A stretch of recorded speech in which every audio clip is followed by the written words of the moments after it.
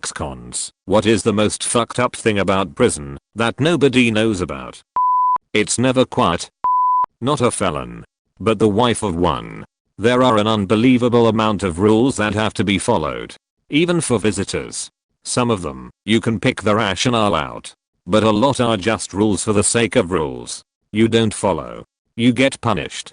The whole point seems to be to try and get you bothered and remind you that you're powerless. Want to visit your loved one? Show up and wait to be called. You can't stand in this part of the lobby. Everyone on that side of the lobby, behind the blue line. No one goes in unless everyone's behind the line. When you filled out your paperwork, you used a line instead of an X in the checkbox. You have to redo everything, and your paperwork goes to the bottom of the pile. You better have read the 3 pages of dress code rules. If you did something wrong, you don't find out you need to change until you're about to go in. Hope you brought an extra outfit in your trunk or you're off to find a Walmart. You're wearing the same outfit you've worn the last 4 times you visited? Too bad. The HBIC on duty today says you have to change. The whole thing is like going through that sad at the airport. Except the disgruntled, power-tripping government employees follow you onto the plane, and you don't actually get to go anywhere. Honestly, there isn't any hidden truth about prison. Everything gets covered in the movies to one degree or another. Some of it's accurate and other parts are blown out of proportion, but the basic idea is displayed. The thing that most members of the public don't get is that it's a soul-crushing and dehumanizing experience that 99% of the time just makes people worse. Our prison systems in the West aren't about rehabilitation. They're about punishment and profit. They're about appearing tough on crime, etc. And what do people have to look forward to after they have paid their debt to society? Ongoing discrimination, social isolation, etc, etc. Basic things like getting a job, applying for a rental property, getting utilities connected. There's a good reason why recidivism rates are at 80% or so, depending on how many years it takes to return. Smell. The smell. On a slightly lighter side, a sort of family friend recently got out of prison after 18 years for holding up a gas station for drug money. My uncle was his friend, and when the guy got out, my uncle said, "Man, there's this show you're gonna love called Game of Thrones." The guy laughed and said he was current on it. The in-prison black market was his source for a tiny 2-inch battery-powered screen and micro SD cards with the episodes on it. Every now and then it would be confiscated as contraband and he'd have to save up for a month to buy another. He also had a prison cat that knew to leave his cell before morning activities and to come back after lights out. He'd feed it little chunks of meat he smuggled out of the mess hall. One big thing for him was making sure to train the cat who to go to next, because there's definitely some people that would have killed it just for the unique experience. For a non-Western prison in an anonymous country, they keep statistics on inmates, but often report false cause of death. When a prisoner is found tied to a bed beaten to death, he would be checked into hospital for a week before they finally report his death due to natural causes like cardiac arrest or dehydration. Administration staff do not want to get involved in keeping order, so they have a group of prisoners they elect to do it for them.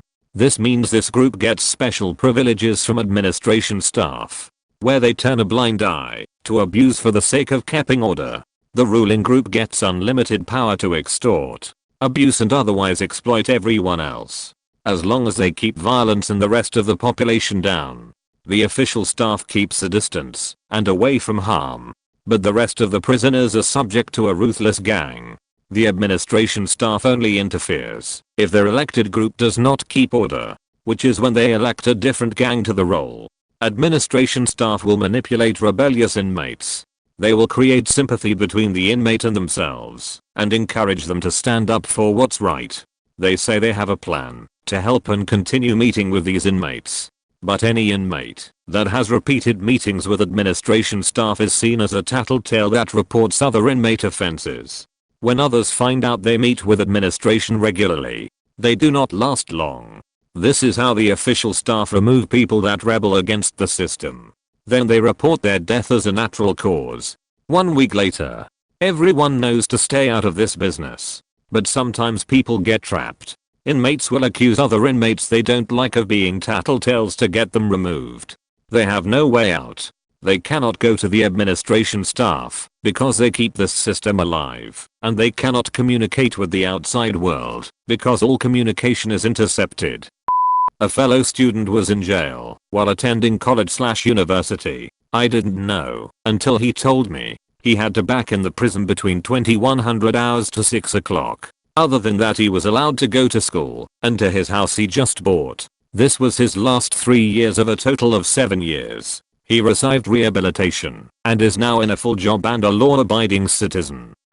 Not me. My fiancé was in state prison for 2 years when he was 18 to 20. He worked in the kitchen and said all the meat labeled there was labeled not for human consumption. He told other inmates about it and he got kicked out of his kitchen job and put in the hole for telling people. Not exactly a secret, but prisons make $$ off commissary. Many PPL think the prison system purposely underfeeds its inmates, so they are more compelled to buy off them. $1.50 for 75-cent pastries. Ramen packs for $1, prob .33c per. $10 for $1 longines, etc. etc. Also the insane costs for phone calls. $3.25 for 15 minutes. Honestly, there isn't any hidden truth about prison. Everything gets covered in the movies to one degree or another. Some of it's accurate and other parts are blown out of proportion, but the basic idea is displayed. The thing that most members of the public don't get is that it's a soul-crushing and dehumanizing experience that 99% of the time just makes people worse. Our prison systems in the West aren't about rehabilitation. They're about punishment and profit. They're about appearing tough on crime, etc. And what do people have to look forward to after they have paid their debt to society? Ongoing discrimination, social isolation, etc. etc. Basic things like getting a job, applying for a rental property, getting utilities connected. There's a good reason why recidivism rates are at 80% or so, depending on how many years it takes to return.